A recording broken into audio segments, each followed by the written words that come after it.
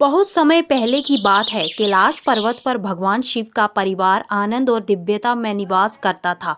माता पार्वती के पुत्र श्री गणेश विद्या, बुद्धि और विनय के प्रतीक थे। उनका विशाल शरीर, हाथी का मस्तक और करुणामय दृष्टि सबको मोह लेती थी। पर एक प्रश्न देवी देवताओं और मनुष्य सबके मन में उठता है कि इतने महान देवता ने इतना छोटा सा प्राणी चूहा अपना वाहन क्यों चुना। तो चलिए आज हम इसके बारे में जानते हैं।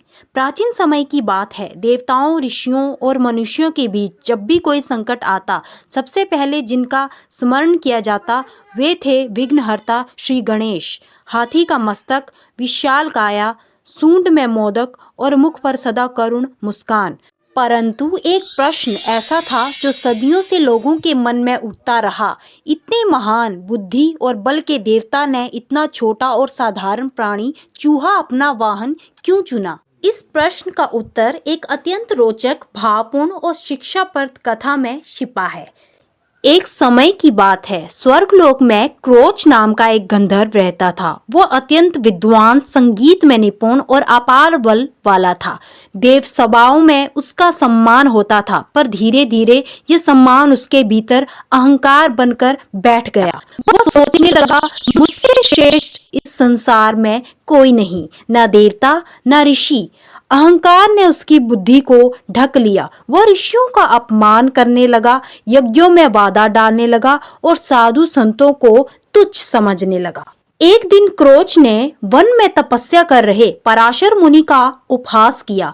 उसने उनके तप में विघ्न डाला, उनकी साधना को व्यर्थ बताया। मुनि शांत थे, पर अपमान की एक सीमा होती है। उन्होंने आंखें खोली और गंभीर स्वर में बोले, क्रोच, तूने अपने ज्ञान और बल का दुरुपयोग किया है।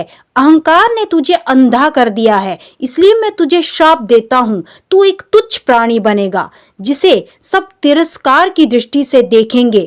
क्षण भर में तेज प्रकाश हुआ और वह शक्तिशाली गंधर्व एक विशाल चूहे में बदल गया। यह साधारण चूहा नहीं था, उसमें क्रोच की शक्ति और क्रोध समाया हुआ था। वह रात में निकलता, खेतों की फसल नष्ट करता, आश्रमों में घुसकर यज्ञ भंग करता, अनाज के भंडार चबा जाता। लोग भय से कांपने लगे। ऋषियों ने कहा, यह चूहा नहीं, यह अहंकार का दानव है।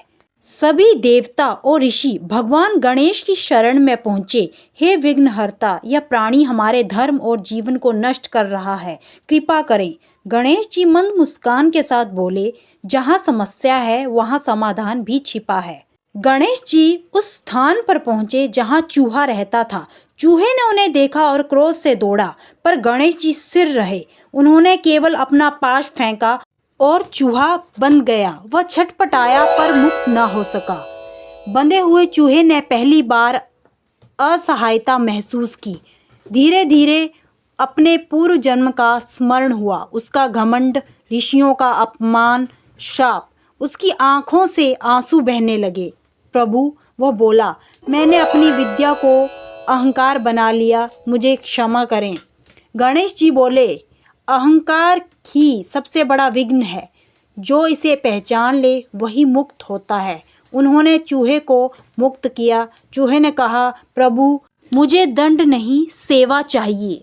गणेश जी ने कहा, तो सुनो, तू मेरे चरणों में नहीं, मेरे वाहन के रूप में रहेगा। सभी देवता स्तब्ध रह गए। गणेश जी बोले, इच्छाएं छोटी होती हैं, पर हर जगह मौजूद होती हैं। गणेश जी का उस पर सवार होना दर्शाता है अंधकार और प्रकाश। चूहा अंधेरे में रहता है, गणेश ज्ञान का प्रकाश है। जब भगवान गणेश ने उस पश्चातापी चूहे को अपना वाहन स्वीकार किया, तो वह क्षण केवल उस चूहे के जीवन का ही नहीं, बल्कि समूची सृष्टि के लिए एक नया संदेश लेकर आया। चूहा जो कभी आतंक और विनाश का प्रतीक था, अब विनम्रता और सेवा का उदाहरण बन गया था। उसके भीतर अब न तो क्रोध और न ही अहंकार, बल्कि केवल अपने प्रभु की आज्ञा का पालन करने की तीव्र इच्छा थी।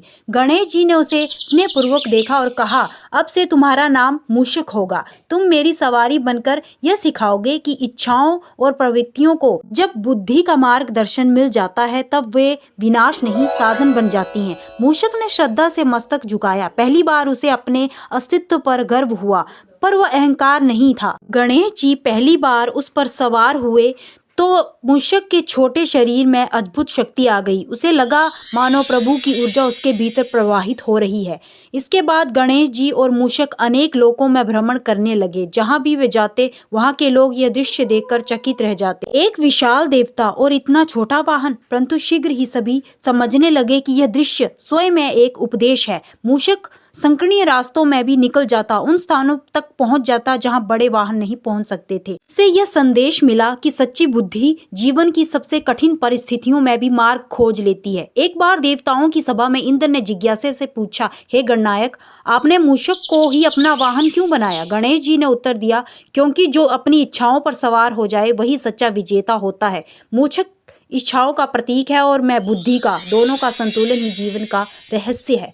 धीरे धीरे मूषक का स्वभाव भी सबके लिए प्रेरणा बन गया। वह कभी अपनी शक्ति का दुरुपयोग नहीं करता, न ही प्रभु की आज्ञा के बिना एक कदम आगे बढ़ता। उसने यह समझ लिया था कि सेवा में ही उसका उद्धार है। इस प्रकार चूहे का गणेश जी का वाहन बनना केवल एक कथा नहीं रहा, बल्कि वह एक जीवन शिक्षा बन गया कि पतन चाहे जितना गहरा हो, यदि पश्चाताप और सद्बुद्धि साथ हो तो वही पतन मोक्ष का मार्ग बन सकता है। और तभी से जब भी भक्त गणेश जी की पूजा करते हैं, उनके चरणों के पास बैठे मूषक को देखकर ये स्मरण करें, बुद्धि यदि जागृत हो तो सबसे छोटी शक्ति भी दिव्य बन सकती है। इसलिए भगवान गणेश ने चूहे को अपना वाहन चुना। यह कथा हमें सिखाती है कि इच्छाओं को दबाओ नहीं, समझो, अहंकार को पालो नहीं, त्यागो, और बुद्धि को जीवन की सवारी बनाओ, तभी हर विघ्न दूर होगा। दर्शकों, अगर आपको आज की कहानी अच्छी लगी तो कमेंट बॉक्स में